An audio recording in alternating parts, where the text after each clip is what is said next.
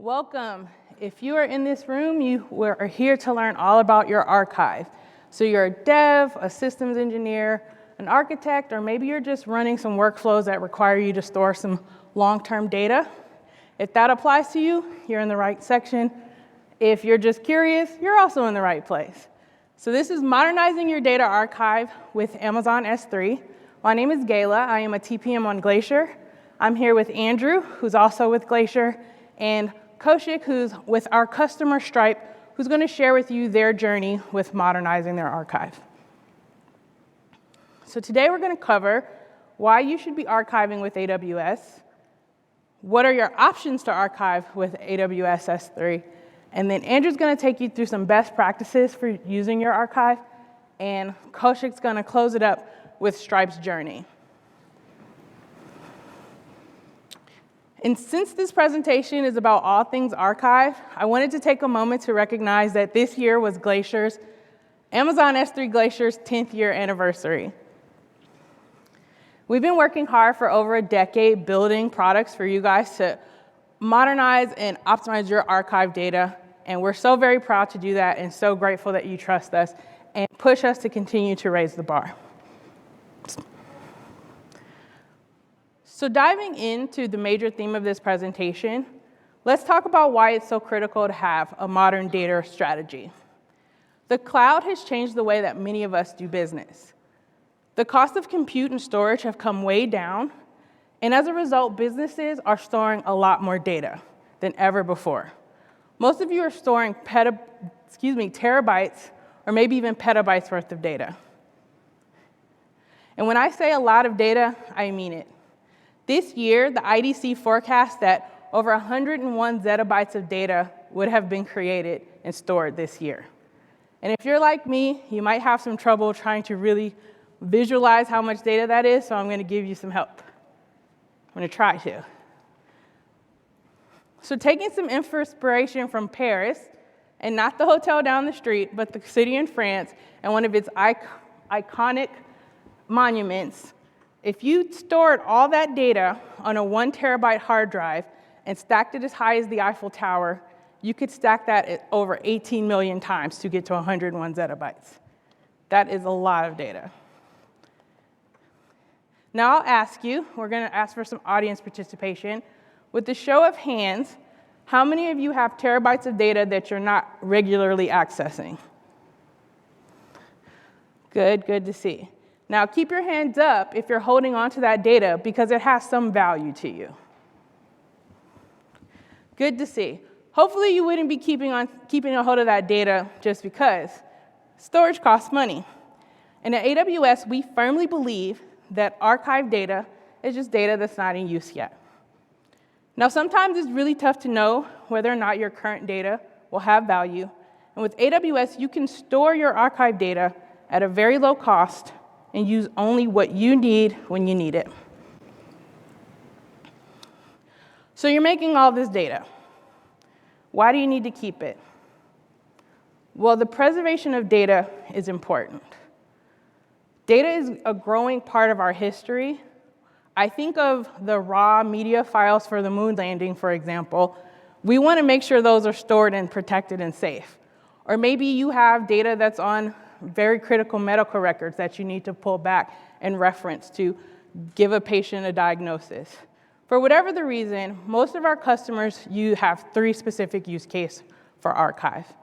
That's your data retention, your compliance, and your disaster recovery. And compared to managing archives on sites, AWS offers multiple benefits to our customers that generate a competitive advantage. And if you've ever managed on-premises archive, you know how difficult that can be and challenging, including hosting, capital investments, and your operating costs. Well, first, at AWS, we make it easier to move your data out of archival storage and make it easier to support your modern workflows to increase your business agility. The value of data is often correlated to how your ability to use that data. And with AWS, you can gain insights and even monetize your data by transforming previously rarely accessed data into real business impact. Additionally, you don't have to worry about some of the trouble we just previously talked about with storing that data on premises. And lastly, we do that with the lowest cost in the cloud for our archive. So now, before I dive deeper into S3 Glacier and intelligent tiering, I want to talk to you about one of our customers who had a similar journey with modernizing their archive. And that customer is NASCAR. Any NASCAR fans in here? Thank you. Okay, if you're not sure, NASCAR is the National Association of Stock Car Racing. They have these awesome race cars, and they were encountering a problem with their archive storage. They were storing raw media files that they used for highlights for events on tape. And they were creating about 2 petabytes of data a year in that fashion. And they were concerned because they were worried that they would run out of tape library slots before the next generation of tape was released, and that they would be forced to buy outdated and expensive library technology. So then they chose to bring their archive data over to AWS S3 Glacier. First, they realized that they only needed to keep those raw files in S3 standard for about 24 hours for highlights. And then after that, they migrated their data down to Glacier Instant Retrieval, which still allowed them to have that millisecond instant access to those raw media files, but it gave them a lower cost for storage because they were accessing it less frequently. And finally, after about 2 years, they realized they could tear down even further to Glacier Deep Archive and keep the files available if they needed to pull it up, but have that benefit of the lower cost with Glacier. So in conclusion, NASCAR was able to get away from managing tapes and spend more time on building their applications and workflows. But of course, it's not just NASCAR that benefits from having a modern archive. Archive is ubiquitous across many industries. Some of our customers are in media and entertainment, financial services, gaming, you name it. We have customers everywhere. But what they have in common is that they're archiving with AWS. So far we've covered why you should be archiving with AWS. So let's move on to how you can archive with AWS. In S3, we offer a variety of storage classes that over the years meet the many different storage use cases, which give our customers purpose-built classes for their unique use case at a low cost. The storage classes range from frequently accessed and S3 standard, all the way down to data that's accessed less than once per year with Glacier Deep Archive, which is our lowest storage cost. We also offer the intelligent tiering storage class. With intelligent tiering, you get the cost benefits of moving your data archive without needing to know your access patterns. And I'm going to dive deeper into all of these storage classes, so don't worry. Hang tight. First up, we have Glacier Instant Retrieval. Glacier Instant Retrieval was deliberately designed to have that millisecond latency, which is the same performance of S3 standard storage class. This was released last year at re:Invent 2021, and it's designed for your rarely accessed data that still needs immediate access and performance-sensitive use cases like image hosting, online file sharing, medical images, health records, etc. If you're like me, I have dogs. I have 3 of them. I love them. And I started out with a website that I created. I'm like, I'm going to blog about my 3 dogs. And in the beginning, I accessed it a bunch, right? And I looked at my files every day, thousands of pictures of dogs, no big deal. But over time, as I got more busy, I accessed that website less frequently. However, when I do go check it out, I expect my images to load instantly. So Glacier Instant Retrieval would be the storage class for me. I don't have to worry about that latency and delay. But if your retrieval time is less sensitive, you can use Glacier Flexible Retrieval. It's the ideal storage class for archive data that does not require immediate access, but needs the flexibility to retrieve large sets of data, such as a backup or a disaster recovery. Glacier Flexible Retrieval also delivers the most flexible retrieval options with 3 to 5 hours for standard and 5 to 12 hours for bulk retrieval. You also are able to retrieve in minutes in certain use cases. And finally, we have Glacier Deep Archive, which is the lowest cost of storage in the cloud. Glacier Deep Archive is a cost-effective and easy to manage way to get your data off of tape, and it's designed for customers, and particularly like the financial sector or medical, who require their data to be retained for 7 to 10 years or longer, and it's very infrequently accessed, less than 1 to 2 times per year. So now that we've talked about those S3 Glacier storage classes, you may be wondering, what is the right storage class for you? Well, there's 3 things to consider. That's the cost, the retrieval speed that you need, and the data retention period. With Glacier S3 archive storage classes, you have a chance to enable more savings by choosing between your archival storage classes. Storage costs range from 0.4 cents per gigabyte with Glacier Instant Retrieval and less than $1 per terabyte with Glacier Deep Archive. You also have your choice of data retrieval considerations. Again, with Glacier Instant Retrieval, you have that millisecond latency for instant retrievals. With Flexible and Deep Archive, though, it's very important for you to understand your retrieval use case.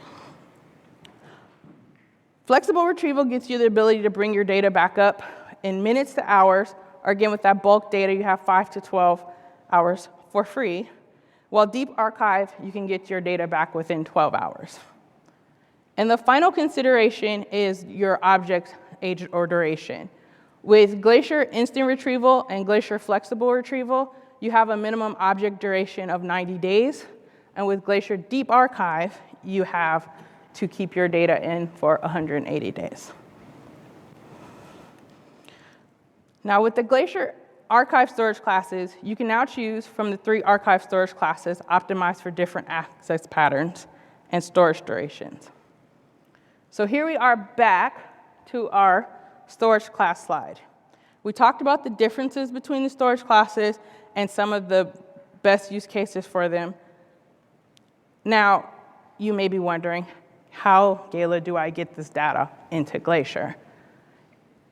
If you know from the beginning or when you create your data that it's cold instantly, you can use our direct APIs, or there's backup applications that can put your data directly into Glacier right away. However, most data doesn't start out cold. Instead, it's created and accessed a bunch of times in the beginning and cools off over time. For this data, we provide a number of capabilities to help customers efficiently tier down that data so they can optimize their storage costs. And for this, we've created S3 Lifecycle policies. Lifecycle's policies allow you to transition your data to an infrequent access or archive storage class over time as your data cools off, and to automatically delete that data at the end of a certain time period. And this allows you to automatically control storage costs based on your access patterns. For example, let's say that an object is created day 0 in S3 standard storage class, and it's typically accessed a bunch in the first 90 days of its life. Using a lifecycle policy, you can automatically transition your object to Glacier Instant Retrieval after 90 days. And then at that point, if your app comes back and it needs to retrieve that object, it's in the instant retrieval tier. You can get it with that millisecond latency. But let's say after another 180 days,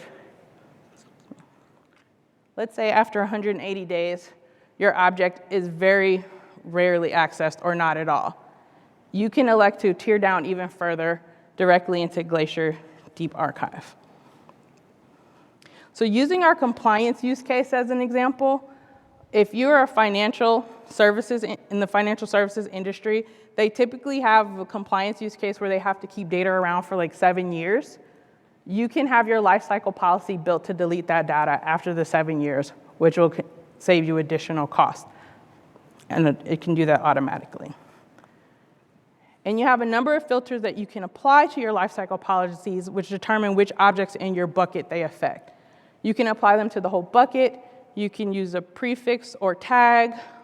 You can use object size, and you can even do version sets, which reduces the number of versions you have in storage. Now, if you're still sitting here and you're saying, Gayla, all of this is great, but I don't know my usage pattern, or maybe it's impossible to know your usage pattern. Customers told us that sometimes happen, and that's why we built Amazon S3 Intelligent Tiering.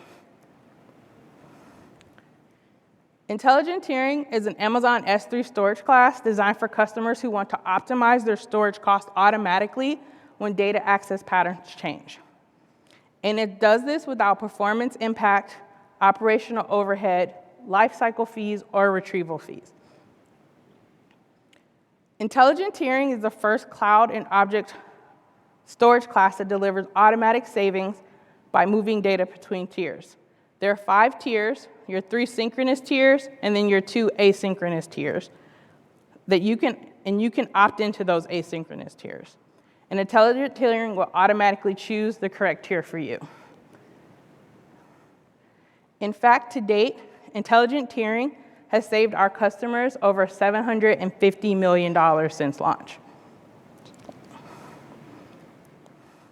And here's how it works. When you place an object into Intelligent Tiering, it's going to land in the frequent access tier. And it stays there until you have gone 30 days without accessing it. After 30 days, it will automatically tier down to an infrequent access tier. And at this point, your storage cost drops and you begin to pay infrequent access rates. Now, after 90 more days without access, your object will tier down again into the new archive instant access tier. And that will further optimize your costs. Now, if at any time in this process an application comes along, it reads the object, it will automatically be brought back into the frequent access tier, and the process will start again. And that data will be brought back with no retrieval fees. In addition to these instant access tiers, you can opt into the flexible retrieval deep archive tiers, which are your asynchronous tiers. Now, at the top of the session, I talked to you about why you should be archiving with AWS. We went into the storage classes and their use cases, and now Andrew's going to come up and talk to you about some best practices for retrieving archival data in AWS. All right, thank you, Gayla. Thank you.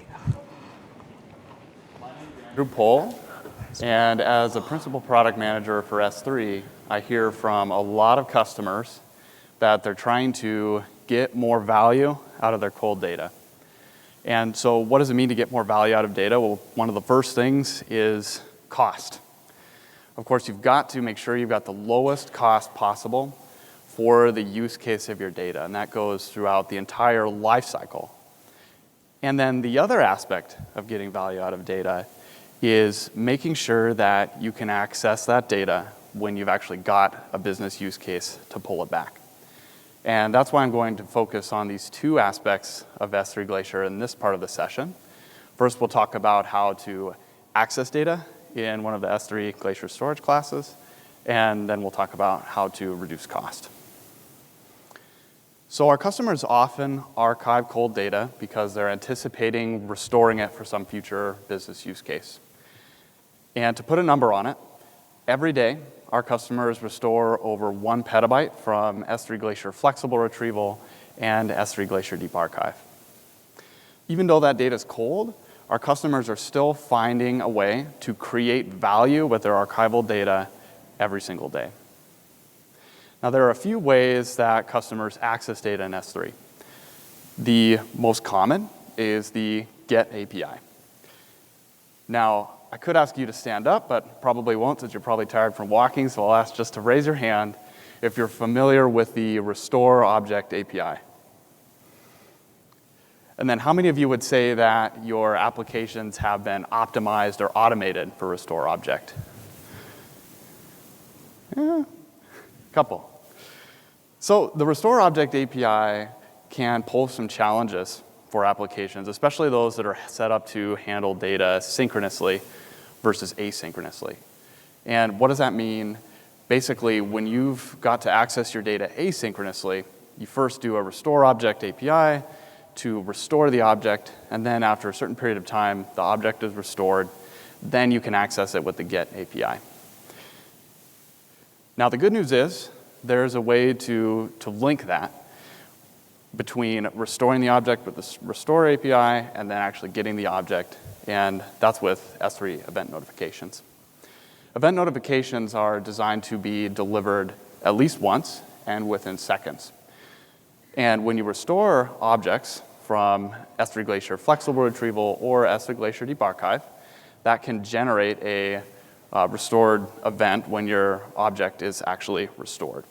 And then that event can be sent to an SNS topic, an SQS queue, or even trigger a Lambda function. Now let's say that your application needs the ability to work with data both asynchronously and synchronously. You can also do that with the head object API. So say your application identifies a group of objects that it needs to move on with its workflow. It can use the head object API to check the metadata, see if any of those objects are stored in S3 Glacier Flexible Retrieval or Deep Archive. If not, then it can move forward with its workflow and just use the get object API. If some of those objects, though, are in Flexible Retrieval or Glacier Deep Archive, then it can issue the restore object request for those particular objects. And now here's the key with event notifications. If you've got event notifications set up, let's say in this example, you are sending it to an SNS topic.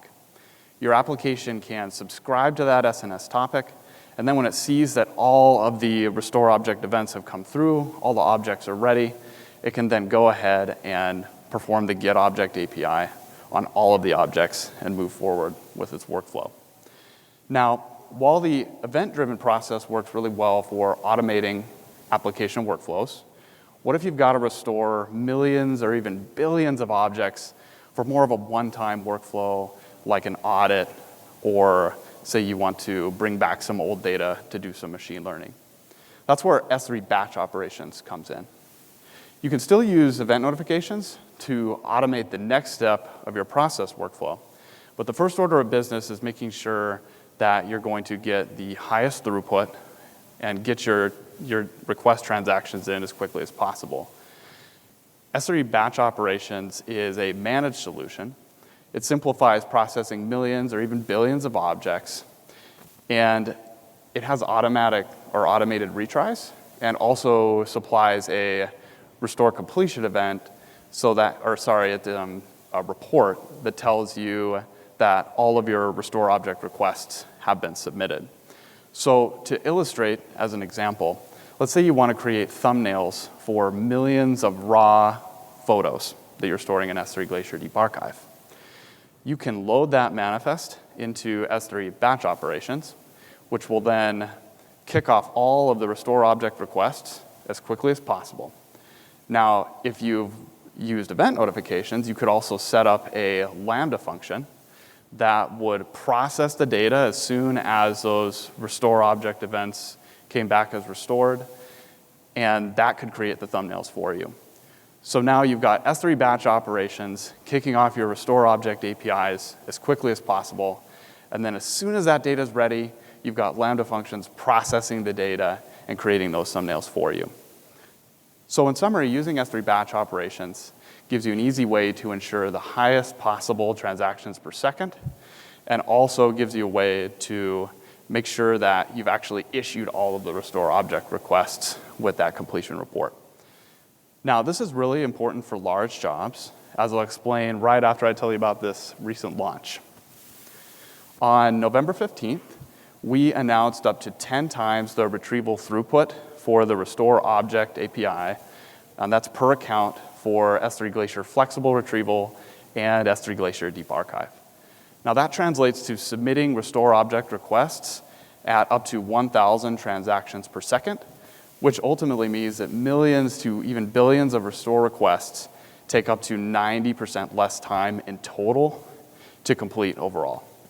Now, we built this because customers needed high throughput for workloads like large backup restores, storage audits, and getting storage back for machine learning. And now customers can retrieve large data sets even faster with restore object requests and at no additional cost. Now let's take a look at an example. Say you're an autonomous vehicle company and you are archiving millions of objects that contain vehicle sensor data. And about once or twice a year, you want to use this data to retrain a machine learning model. And in this case, say that in your prefix, you need to get back 10 million objects. So you can use the restore object API to submit 10 million restore requests now in under about 3 hours at 1,000 transactions per second. And then say you use the standard restore option for S3 Glacier flexible retrieval, that has a 3 to 5 hour restore window. So in total now, you can get back these 10 million objects in around 6 hours.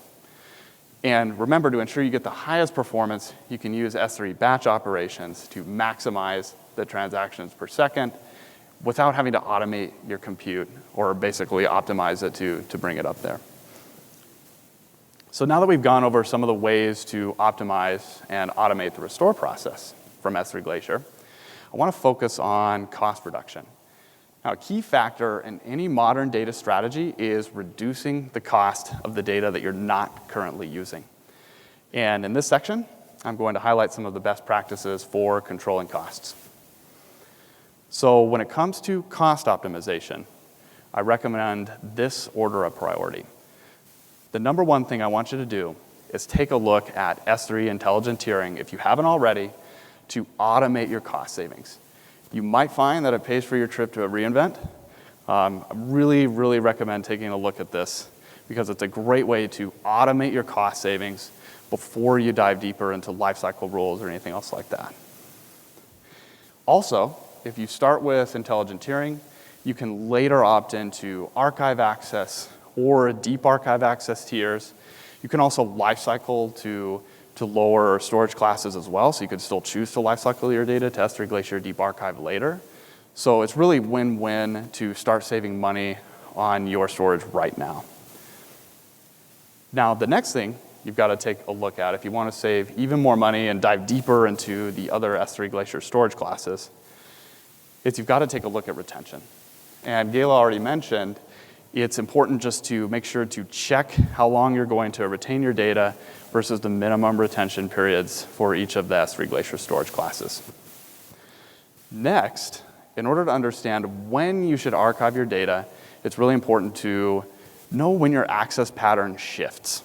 When does your data actually become cold? When is it being accessed less? That is a time when you can really start taking a look at archive. And then finally, to ensure you save money on archiving data, it's really important to take a look at object size. That affects your transition costs, the cost of metadata, and the cost and performance of retrieval. So since Gayla already mentioned retention, I'm going to dive deeper here into access pattern first, and then I'll talk about how you can analyze object size. So first, access. Regardless of the storage class that you're using, you can use S3 storage class analysis to view your access by the age of your objects. And to configure storage class analysis in the AWS console, just go to your bucket, click on the metrics tab, and then scroll down to storage class analysis. You can set this up by bucket or even by prefix within your bucket. Now, in the example use case on this slide, imagine your retrieval rate is 30% within the first 15 days. But then it drops to 2% after 15 days and then up to 30. Now, using your knowledge of your use case, this access pattern implies that somewhere between 15 and 30 days, your data could probably be archived. Now, depending on if you need instant access, access in minutes to hours, or access in hours to days, you can choose one of the S3 Glacier storage classes to archive to. Now, in NASCAR's use case, they saw that right after day one, their access pattern dropped so much that they could use S3 Glacier instant retrieval right then. And then after 2 years, they could save even more by moving that data to S3 Glacier Deep Archive. So now that you've got what you need to take a look at your access pattern and make an archiving decision, what's left? Don't forget about object size. Object size plays a critical factor in your overall savings because of the lifecycle and put charges, as well as the metadata costs for storing data specifically in S3 Glacier Flexible Retrieval and S3 Glacier Deep Archive. Now, objects under a few hundred kilobytes are less likely to save money on an S3 Glacier storage class unless you've got a retention period that's over a year. Now, larger objects, measured in megabytes, will save you money versus storing them in S3 standard in usually under a few months of storage on an S3 Glacier storage class. But where the power of cost savings really comes into play is if you've got objects in the hundreds of megabytes.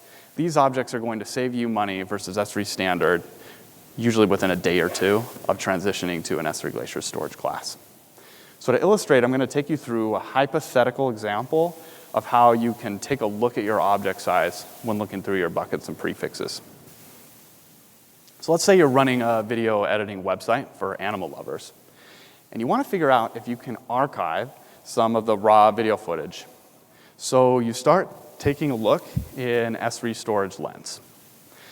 And looking at your prefixes in your videos bucket, you see that cat and dog videos are both over 300 megabytes in average object size.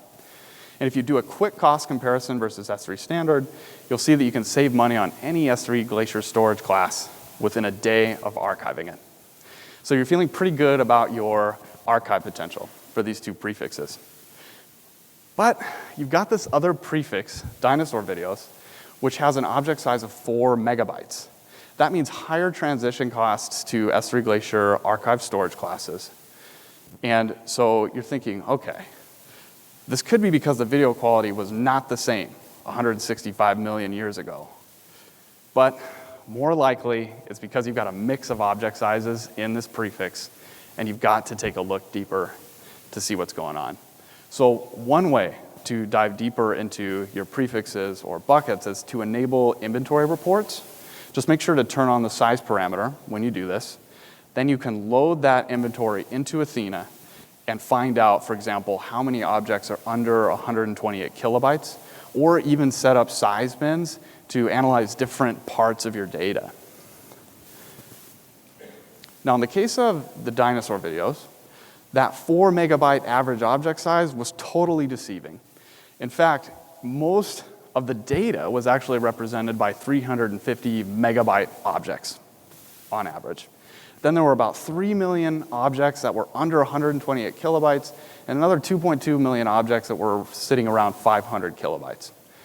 Now, it's important to note here that transitioning 4 megabyte objects to S3 Glacier would still save money versus S3 standard when transitioning to S3 Glacier in under a month, any S3 Glacier storage class. But in this case, many of the objects are under 128 kilobytes. And those likely represent small metadata objects that really make no sense to move into an S3 Glacier storage class. Now, we should also take a look at those 500 kilobyte objects to make sure that the economics and retrieval performance is going to make sense for our use case. Now, in this case, we plan to keep these raw videos around for longer than a year. And so economically, it probably still makes sense to move these 500 kilobyte objects in to an S3 Glacier storage class. We just know that we are going to incur a little bit higher transaction cost to do so. We can also take a look at retrieval performance. In this case, since we know we're probably only going to get back thousands of these objects at a time with the Restore Object API, we're still okay moving them because we have up to 1,000 transactions per second to get them back, so we're not going to run into a retrieval performance issue. Now, once we've decided on the objects to transition to Glacier, we can enable a lifecycle object size filter rule to filter out the objects that we don't want to move. In this example, 57% of the dinosaur videos prefix, or 50% of the objects, was under 128 kilobytes. But that only represented about 1% of the total data. So we can reduce our transition costs to S3 Glacier Flexible Retrieval or Glacier Deep Archive by 57% by setting up a lifecycle object size filter to filter out the under 128 kilobyte objects from transitioning. And in most cases for those storage classes, you can set a filter of 128 kilobytes to start saving on your transition costs immediately. Now, it's also worth noting here that S3 Intelligent Tiering, the storage class, automatically doesn't monitor the objects under 128 kilobytes, and it also doesn't transition them out of the frequent access tier. So in this way, Intelligent Tiering handles the economics of small objects for you without the transition or retrieval charges. Now, unlike the dinosaur video example, let's say you've got small objects that are just dominating your overall storage spend, and you need a way to figure out how to reduce your costs. That's where object aggregation comes in. And the best way to tell you about object aggregation is to show you how one of our customers took advantage of this to move their small objects to S3 Glacier storage classes. And that customer is IndusOS. They're a mobile platform that enables content discovery for applications, or users, application developers, and OEMs. And they use AI to curate locally relevant content based on demographics, lingual preferences, and location. Now, their use case resulted in creating billions of small objects stored in S3. And they needed a way to store that data cost effectively for compliance for a long time. And so to do that, they worked with AWS to design a solution using Lambda, AWS Batch, and AWS Fargate to combine the small objects into a zip and then transition the data, obviously a much larger object at that point, to S3 Glacier Deep Archive. And with this solution, they proved out a 75% cost reduction in their transition costs, and they were still able to move those small objects. Now, another key aspect of this solution is that they use DynamoDB to actually store the index of the data so that they could later restore even the small objects from those zip files and also be able to find them. So that means, ultimately, that IndusOS was able to store their data at lower cost and meet their compliance requirements. And of course, you can learn more by heading to the IndusOS and AWS blog by scanning the QR code. So now that I've taken you through some of the major considerations for getting data out of archive and reducing your storage cost, I want to tell you about how you can start saving on your archival storage even before you dive deep into lifecycle rules and object sizes. But instead of doing that myself, I'm going to ask Kaushik Lohia from Stripe to the stage. Stripe continues to optimize their storage costs across their organization. They transitioned originally from S3 Standard to Intelligent Tiering, and most recently started taking advantage of S3 Glacier Intelligent Tiering Deep Archive Access. So here's Kaushik to tell you their story. Awesome. Thank you, Andrew. Hello, everyone. It's great to be here. By show of hands, who wants to save some money today? Awesome. I was expecting a few more hands, but that's OK. I know everyone just had lunch. Today, I'm going to walk you through Stripe's Amazon S3 journey and how we started using some of these tools and best practices that Gail and Andrew have shared with you today on how we achieved some of those savings and some of our learnings along the way. But first, it's important to understand, how does Stripe actually use S3? Well, millions of companies, from the world's largest enterprises to the most ambitious startups, use Stripe to accept payments, grow their revenue, and accelerate new business opportunities. At Stripe, we have just a few S3 buckets, but thousands of prefixes within those buckets. And we process 500 million API requests a day, sometimes over 10,000 API requests a second. All of that data results in hundreds of petabytes of data in S3. And most of that data is just concentrated in just a few S3 buckets. So that's hundreds of petabytes of data in just a handful of buckets. So to simplify the lives of our developers, we offer an abstraction layer to make it really easy to use S3 while also upholding security, not giving everyone access to the AWS console. Our journey with S3 began over a decade ago when Stripe began using AWS. As Andrew mentioned, we started using standard tiering. And in 2018, we started experimenting with intelligent tiering to look at how we could optimize our costs and organize our data. In 2021, though, when S3 had introduced the archive instant access tier, we realized we could actually go and take the next step forward. We could save a lot of money, still using intelligent tiering, with no change in code, no worries about throughput.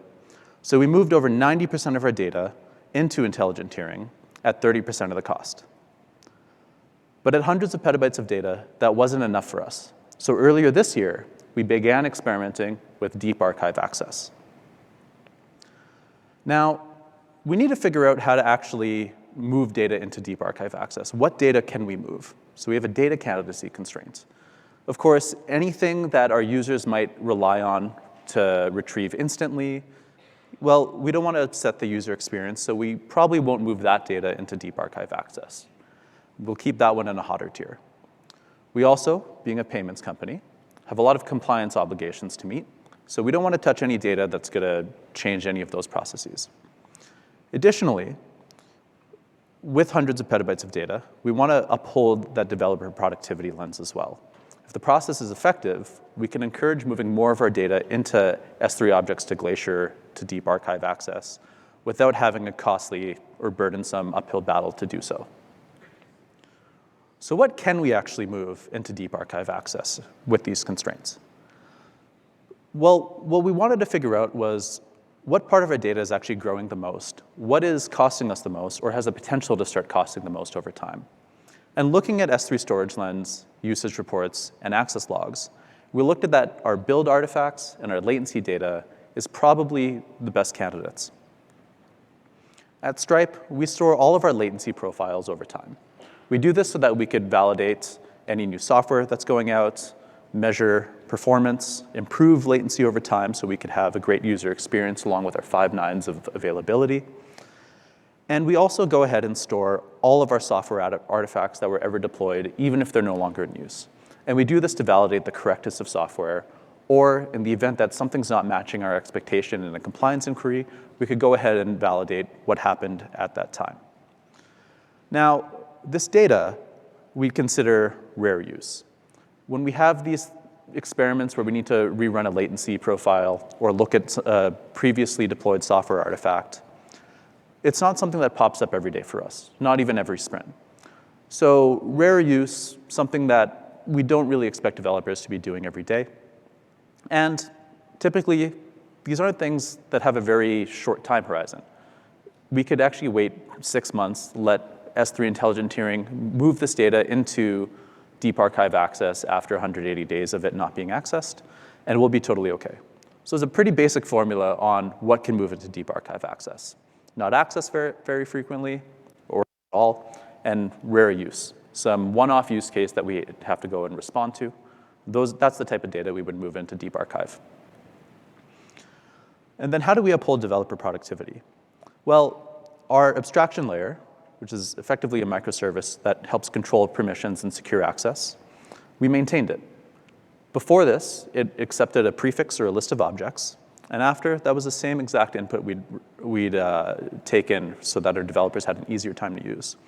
It simplified the head and restore operations so that we wouldn't have to go and rethink how to use S3 regardless of what tier that our objects reside in. And as a result, over 10% of our data we had moved this year into deep archive access. Earlier this year, we had a large audit restore request. And because of our expanding our abstraction to handle the batch restore operation, we were able to complete that large audit restore well ahead of the deadline without late developer hours, without having to think about how to actually grab this data, without having to worry about whether or not we're grabbing the right data.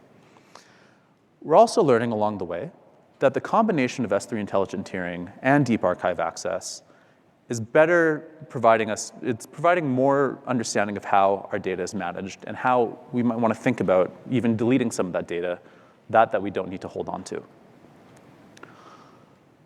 So we've learned that data storage is cheap until it isn't. S3 offers a lot of ways, as you've just heard, on how to actually maintain data at a pretty reasonable and competitive rate. But at hundreds of petabytes, if your data is just sitting there, you're not touching it, that does add up over time. So we need to revisit our storage assumptions. The decisions we made a year ago, 2 years ago, 5 years ago, those were all correct. They were right. Hey, we might need this data in the future. We don't quite know what to do with it, so it's safer to hold on to it. We went ahead and did that. But where that data is actually managed, how we went ahead and setting that up, those are the types of things we want to revisit. And with S3 Intelligent Tiering and Deep Archive Access, they both provide a way for us to understand our data, still meet our compliance needs, but archive data that's not necessary at just a fraction of the cost, saving us tons of money over time. I'm going to pass it back over to Gayla to close us out.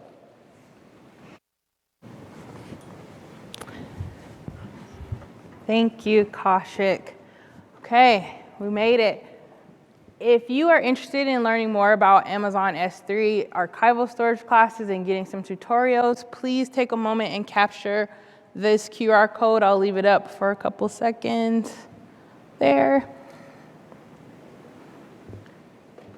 Awesome. And, oh, got a few more. Awesome. And if you want to continue your AWS storage learning, we have a bunch of tutorials, instructions, guides for your skill builder training. And when you finish all of it, you get a really neat storage badge. And we're really excited to see that. So please visit AWS training/storage to get that badge and that training. Oh, sorry. There you go. And last, we really just want to thank you for taking this time to join our session.